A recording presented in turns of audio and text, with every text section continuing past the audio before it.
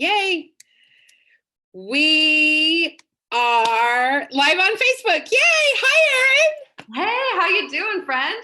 Good. How are you? I'm doing so well.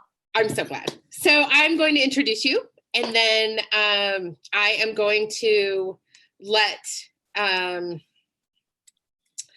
let you introduce yourself, but I'm going to introduce you with your fancy bio. So ready? Okay. Erin Matson is co-founder and co-director of Repro Action, a national group using bold action to increase access to abortion and advance reproductive justice, which I love so much. You've appeared on like all the major news, all the things, which is amazing. And you served as Action Vice President for the National Organization for Women. And at the age of 23, you were elected to be the youngest now state president in the country, which is amazing. That's awesome. And you also were editor at Rewire.news, which is really incredible too. So you were an editor at large there. So it's amazing. You have appeared in a variety of publications and 3 books and all the things. And I'm just so damn happy you're here. I can't even stand myself. Oh, me too. I admire you. I've been admiring you from afar for like years. And we met at Netroots last year, right? Or it was in New Orleans. I think that was 2 years ago. It was just a bright spot. Someone that I'd interacted with you on Twitter for who knows how many years. And then there you were in person and just like refulgent. And I love the energy you kick off. Well, welcome to the magical world of the bird and the natural born rebel. So is there anything else you want to add about who you are and what you do? No, that's me. Okay, great.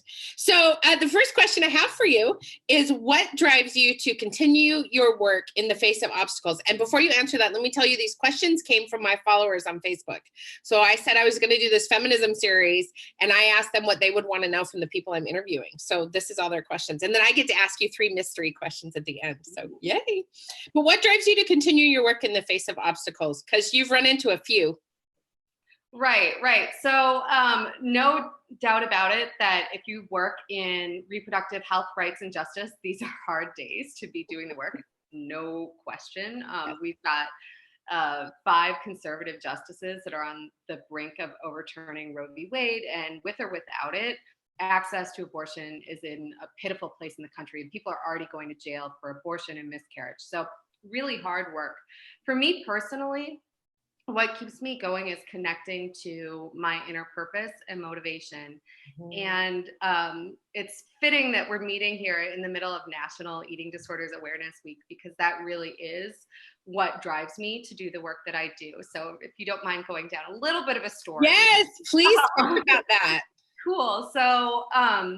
So I was always very interested in progressive politics as a kid. And I did my first sit-in my living room when I was in elementary school. Like, don't claw the cat, Mom and Dad. That's really cruel. I won that one. The couch looks like a total mess still to this day, although the cat's been dead for a long time. Oh my God. Because it was a long time ago. But, you know, what happened was when I was in high school, I decided to go on a diet, and that turned into a full-blown eating disorder. Mm-hmm. And I was given a week to live. I was struggling with anorexia. This was my senior year in high school. Mm-hmm. I didn't even know if I'd make it to my 18th birthday. And I wound up going into the hospital, fighting tooth and nail for my life. It took a few years of just clawing for my life. And as a result of that experience, I vowed to do everything I could to, if I couldn't prevent another person from having to go through what I did, at least I could make it a little easier for them to get out. Mm-hmm. And so that's a long way of saying that my life's purpose is to advance women and girls. I connect what happened to me as a manifestation of a society that in all ways, this is not just about body in any way, tells women and girls to take up less and less space. So that is what motivates me to keep going in the face of obstacles. Honestly, the hardest thing I've ever done and the coolest thing I've ever done is getting better from that fucking eating disorder. And because of that, I have this well of power and strength and a deep desire to proceed. And that's what keeps me going. I love that so much. And I love it so much because, well, I mean, I'm selling Girl Scout cookies, as you may have seen. And I cannot tell you the amount of fat shaming that women do to these girls as they're selling cookies. And the point of selling Girl Scout cookies is to teach these girls how to run a business, right? How to budget, how to count money, how to figure out how to sell, like quiet girls who've never said anything to anybody. And they fat shame these girls constantly. Well, I shouldn't, but I guess I will. Like, it's constant. I'm on a diet. I'm on a diet. I'm on a diet. How could you tempt me with these things? Like, you should hear the shit people say to these girls at the grocery store. It's unbelievable to me. And it's because of this, we are shamed into taking up space and making room. And what I really love about what you just said is when you find that platform from which to operate.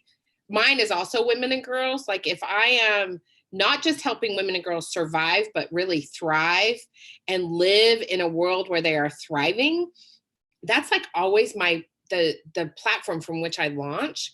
And I just think it's so fabulous that you have that same sort of conviction. And I think it's really something that, like, my clients and the other women that I speak with all the time struggle with, is finding that purpose, and then launching from that purpose is really how we can become successful when the obstacles hit us, right? Like, I love what you just said. And I think with regards to purpose too, sometimes the purpose that we might wish we had is different from what life circumstances have thrown at us. yes. I'm a full believer in making use of the real lives that we have and not wishing that we had somebody else's path. I certainly don't wish that I had an eating disorder. There's a lot of other things with my passion for women and girls that I would love to say, like, oh, that's the platform for why I do what I do. But you know what? The reality is that I had to go to the hospital for a long time, and I hated myself, and it was really dire. And that's what I work from. So I really appreciate that. I love that so much. That's your true north, and you know your true north. And sometimes it takes some of us so long to figure out what that true north really is. But if it comes out of an obstacle, or if it comes out of a situation where we had to really push through to thrive, I think that's the piece that I keep trying to help women connect to, is that idea. So thank you for saying that. How do you fight imposter syndrome and feeling inadequate about your skills, education, and ideas? I love this question. That is a great question. So first and foremost, I think it's important not to put on a brave front that negates our feelings. So I try to acknowledge it when I'm feeling imposter syndrome and take a step back. I feel it. I don't know if everybody feels it, but I think a lot of people feel it. So I acknowledge it. Yeah. And what's it telling me? I mean, sometimes it can be a guide of, is there a different way I need to approach this problem? Am I trying to be someone that isn't actually who I want to be? What creative connections can I make? But overall, first and foremost, I think the issue is that I tend to realize, I mean, clearly based on what I shared with you, I am capable of some hella yucky self-talk. And so to acknowledge and name to myself that I can be meaner and crueler to myself a million times what is in my capacity for how I treat other people. And if I were to talk to somebody else that way, first of all, it would never dawn on me. And this is also the way I talk about it with my daughter. When, she says something about herself that I think is doubting herself or is mean to herself, I'm like, be nice to yourself, right? What would you say to a friend who said that to someone else? Would you let that go? And so really externalizing it and realizing, hey, I'm a person too, and I don't need to talk like shit to myself. Yes! I love this so much, because I am constantly saying to my girls, because my son doesn't do this. He never talks bad about himself ever. But the girls fall into it all the time. And I'm like, would you talk to your best friend like that? And they're like, oh, no, I would never say that to her. And I'm like, exactly. Be your best friend. Like, don't talk about yourself that way. You are a bright, shining light in all your forms. And so what are some real tangible ways that you stop talking to yourself? Like, how do you move out of that? Yeah. So the first one, if it's body related, and I really truly have a zero tolerance policy for that with myself. If I didn't, there's no question in my mind that I'd be dead based on the journey that I have. Yeah. So if it's specifically body related, and that can be internal or external, I also happen to have a body shape where it's not infrequent over the past handful of years where people are like, are you pregnant? And I'm like, nope, just my stomach. And then I'm like, oh shit, like, do you know who you're asking that to? Yeah. Right. So when that voice comes up, I will immediately talk back to it in my mind. And the phrase is always the same: shut up, you're trying to kill me.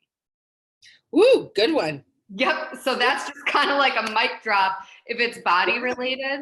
Other things that I do, so I do, well, I'm deeply involved in activism and political work.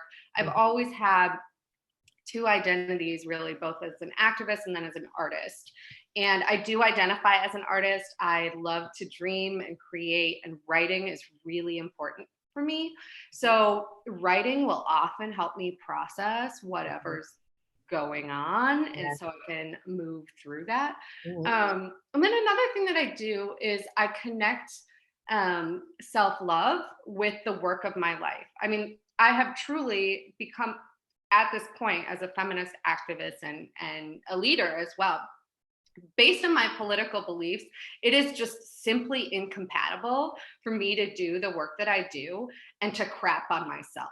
Yes. So externalizing it too, and realizing that this is something, you know, I internalized oppression is part of the oppression that I'm fighting. Yes. Then I'm like, okay, see ya. Thank you for using the term self-love and not self-care, because I hate the term self-care. I think it's a tool of the patriarchy to keep us really in failure constantly and consistently. So thank you for using that term self-love. And I love that you put that term in relation to activism and feminist activism, because I think that so often we forget that this is an act of love, like engaging. We were made for this. Like, we were put here on earth to engage in this kind of work. And it is an act of love to engage in this kind of work. And I think that it's something that we forget, and young activists in particular, I think, and I know that as a young activist in my 20s, I forgot this. I didn't know this. Like, I didn't know I could actually, that love and activism could be compatible, even though we learn about Martin Luther King and all these other great heroes of justice work who talked about love constantly and consistently. But we don't register that, I think, for a long time. Was there a moment where you, like, in your 20s, you were like, yeah, go get him? Like you said, you were like, your first sit-in action was at home, right? Mine was walking out of high school in my tiny hometown during, you know, a snowstorm blizzard, right? Because I just couldn't take it anymore. But do you remember when you shifted, recognizing that love and activism go hand in hand?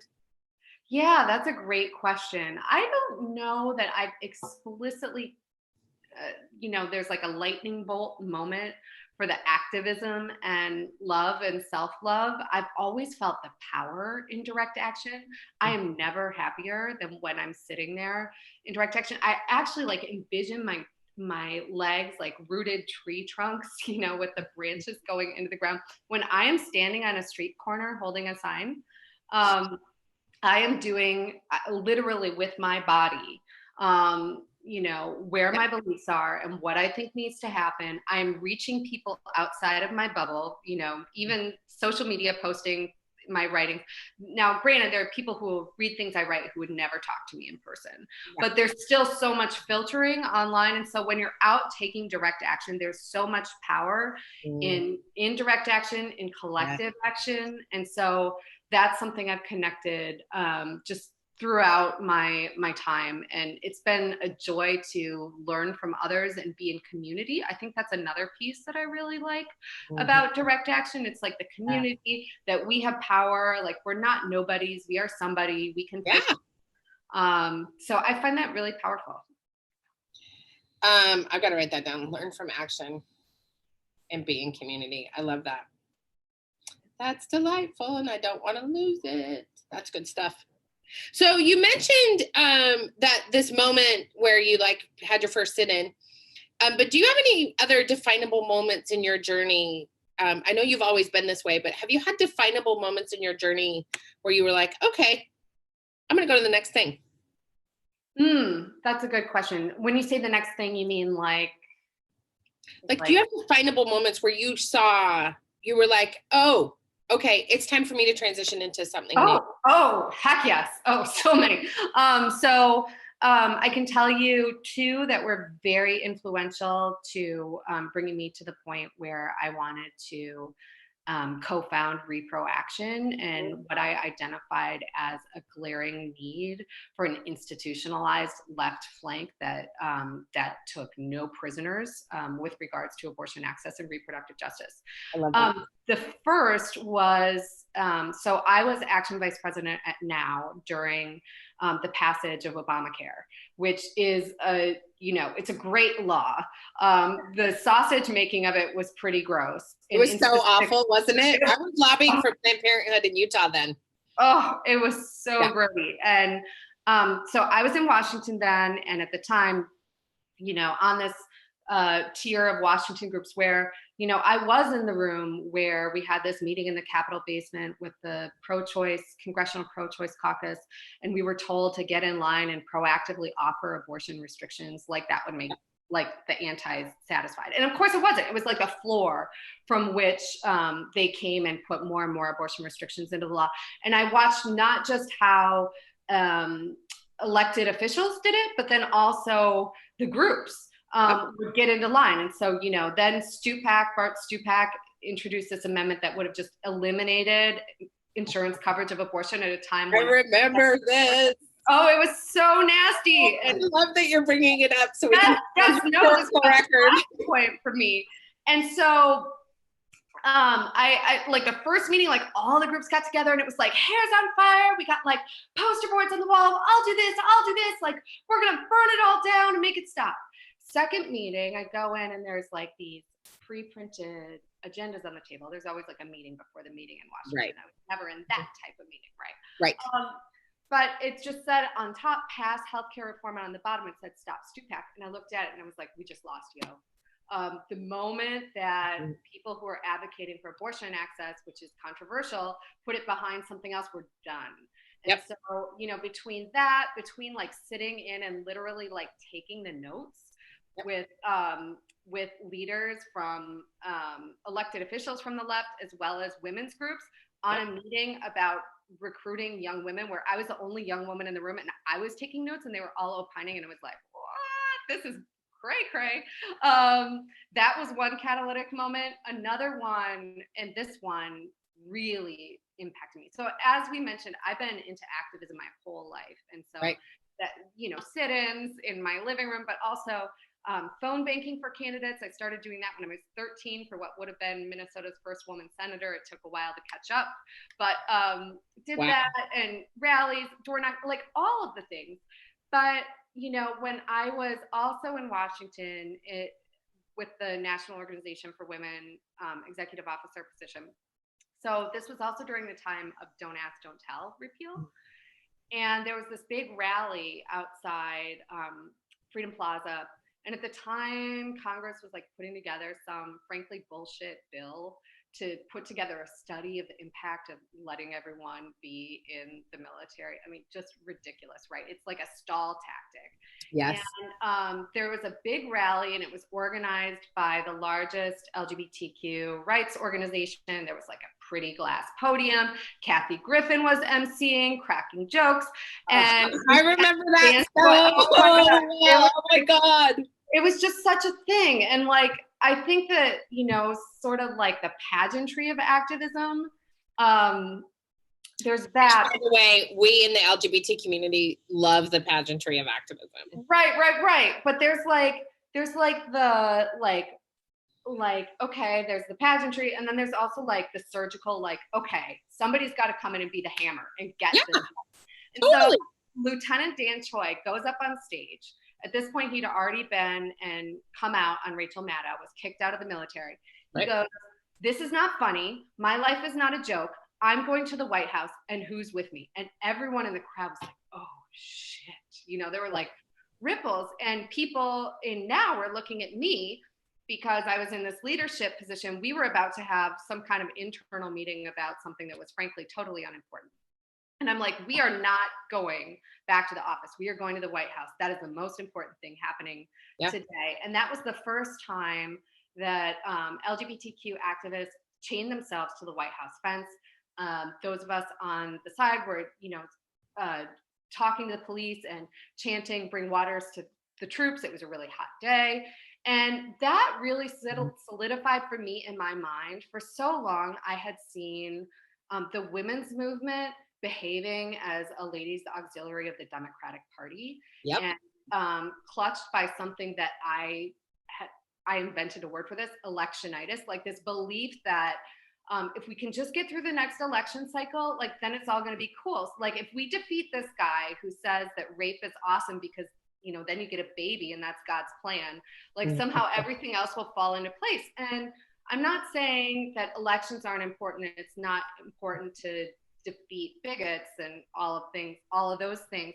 But the reality is, like I connected earlier with what happened to abortion care and in health reform, even when the left was in power, we really need an institutionalized left flank whose job is not to be popular, whose job is not to get invited to the meeting, but operates under that spirit of, this is not funny, it's not a joke, let's go get this done. I believe that power is created when some activist leaders, and I want to be clear, I'm not slamming me. No, you're not. You're speaking so much truth. Yeah, we need all of us. But it was, yes. I think power is created when those leaders that do have the inside connections are getting calls about activists they can't control.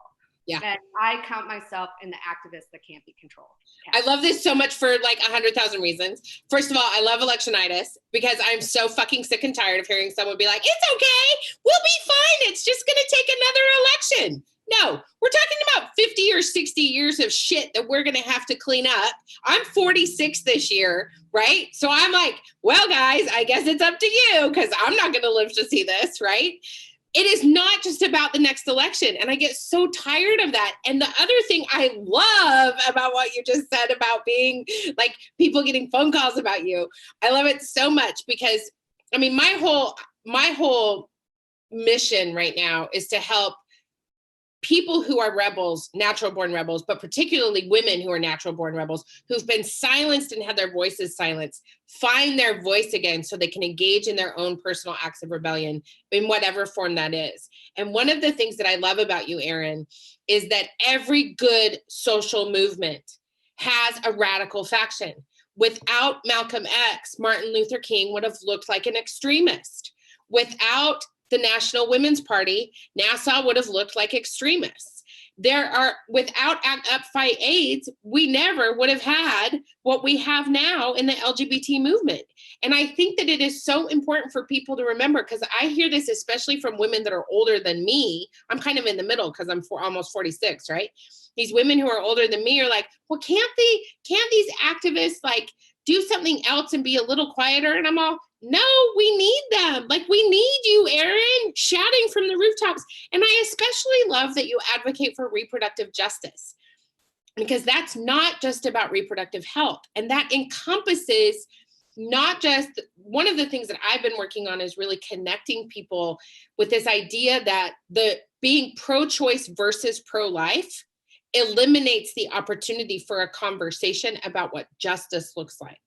And the longer the media pits us against each other, the thing I love about the reproductive justice movement is that it encompasses everything, including pro-life positioning. It really, like, at its core, and it becomes complicated, and I'm complicating it for a reason, because I think there are more women in the world who would be in favor of abortion rights if they understood what it really means. I think, and I've watched my friends shift on this, my pro-life friends, shift to the place where they're like, I can see that maybe we've been listening to some rhetoric here. Perhaps we should have a different conversation. And that's what I love about you complicating this through activism and action, because I think it makes this not so black and white. We can't keep having these all or nothing conversations about what this looks like. And that's what I love about the work you do, is you really go in and you're like, well, I think we should totally light this shit on fire and do it this way. And you really bring this voice that we need so badly right now, because we get polarized in our echo chambers. You brought that up earlier. Like, you can stay in your silo, right? Or you can go outside and hold a sign and really fight for things and root down and really fight for what is right in the world. And I just think it's delightful. Thank you so much for that. And if you don't mind, I just love to briefly define reproductive justice for your listeners, in case there's anyone new, because I don't want to presume knowledge. So reproductive justice is a human rights framework that was developed by women of color in the 90s in response to just the total inadequacy of the pro-choice framework. And just as an aside, like pro-choice, like, come on, it sounds like I'm choosing what kind of latte I want. I mean, there's just sort of like a leisure implied with that. Oh my God, I love that. There's a leader implied with that. Yes. But the reality is reproductive justice is this three-part framework that holds women of color, especially at the center. And it's the right to parent, the right not to parent, and the right to raise families in safe and healthy communities free from oppression and violence.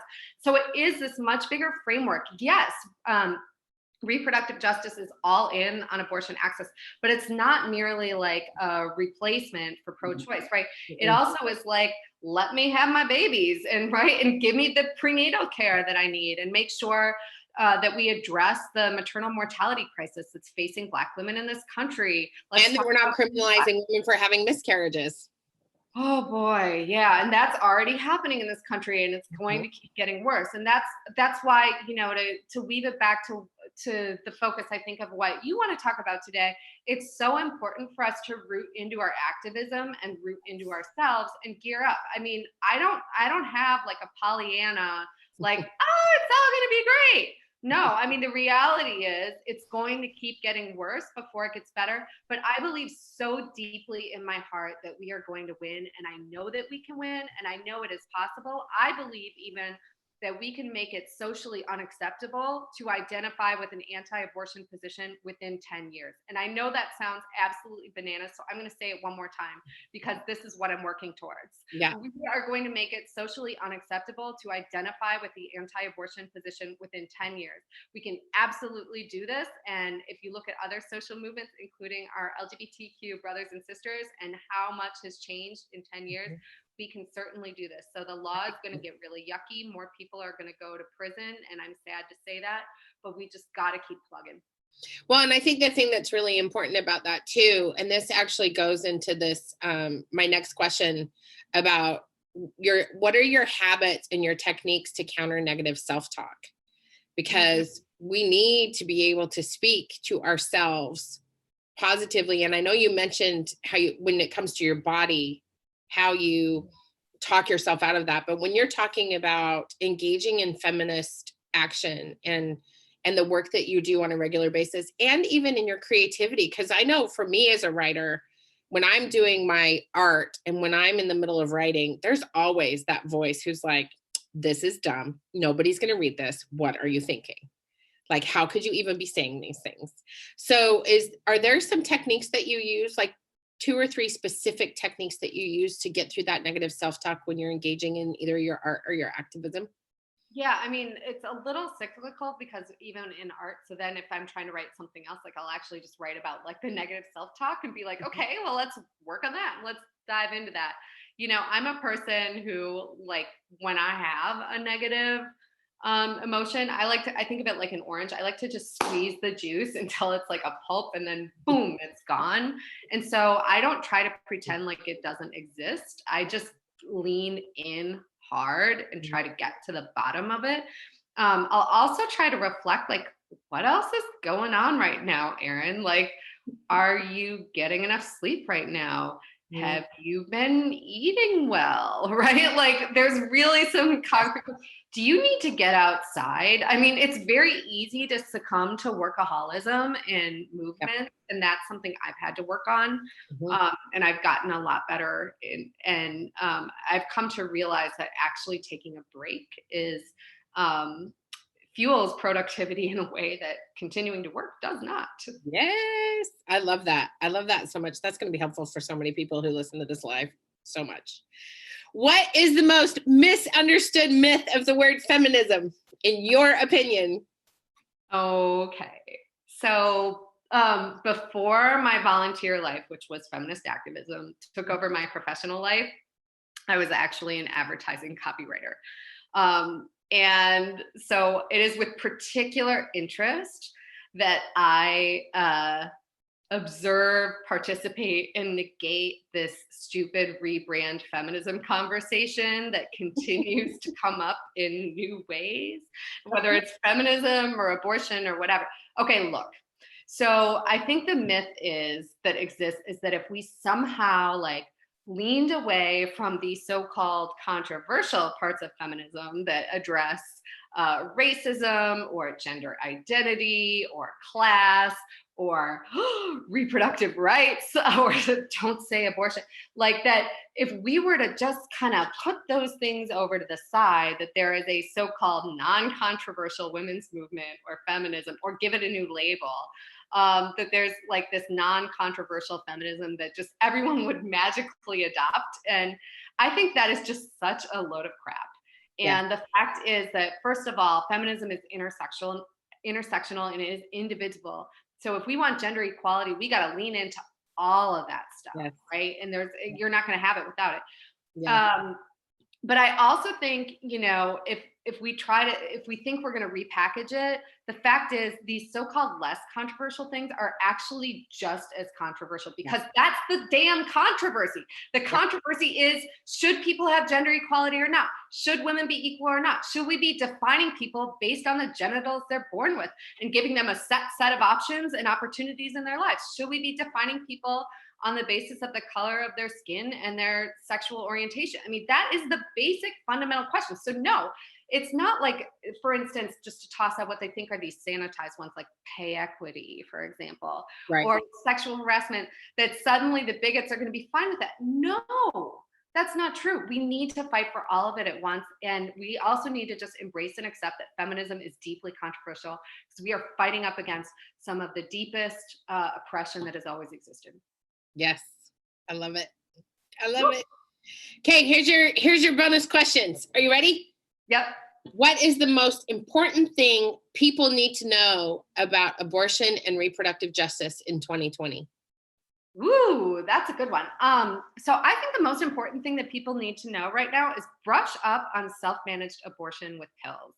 Okay, no matter what the law does, or what conservative folks do to the law, be that judges or an administration or state legislators, the fact is these are not the pre-Roe v. Wade days. We now have these magical little abortion pills that no matter what the law says can't be stopped. So you can go to reproaction.org on our website and learn about how abortion pills work. We share the World Health Organization protocol for how to safely and effectively end a pregnancy on one's own without the medical system. I think that's the most important thing. Learn about it, talk about it, make sure that the community knows and people in your community knows that this isn't just about whether or not, quote, abortion is legal, that abortion is safe, options for abortion are available, and it's already happening. Awesome. Do you have a gratitude practice? And if so, what is it? Ooh, that's a good one. Yes. I have several, actually.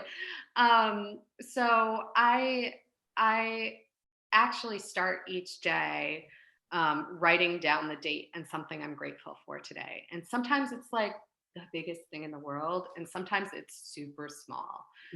But just putting something on paper every day about that I'm grateful for is really powerful. And then I would also just say out in the wild, in real life, I am a person, when I've done personality tests, etc., I've been told this too, that like my gratitude is off the charts. I tend to be like, that's amazing, and like share it. And I believe in just acknowledging things in the moment.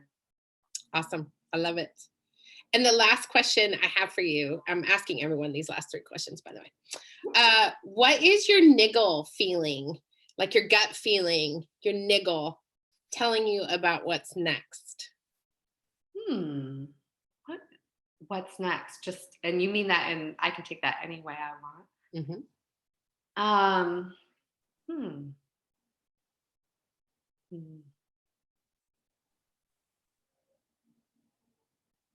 I think that I'd actually like to turn inward, and I think that we as people are in a place where we can absolutely shuck aside the things that we're using to hold ourselves back, and there are going to be huge political ramifications for that.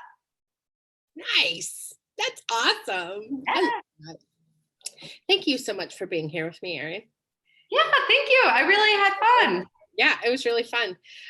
Where can people find you on the internet?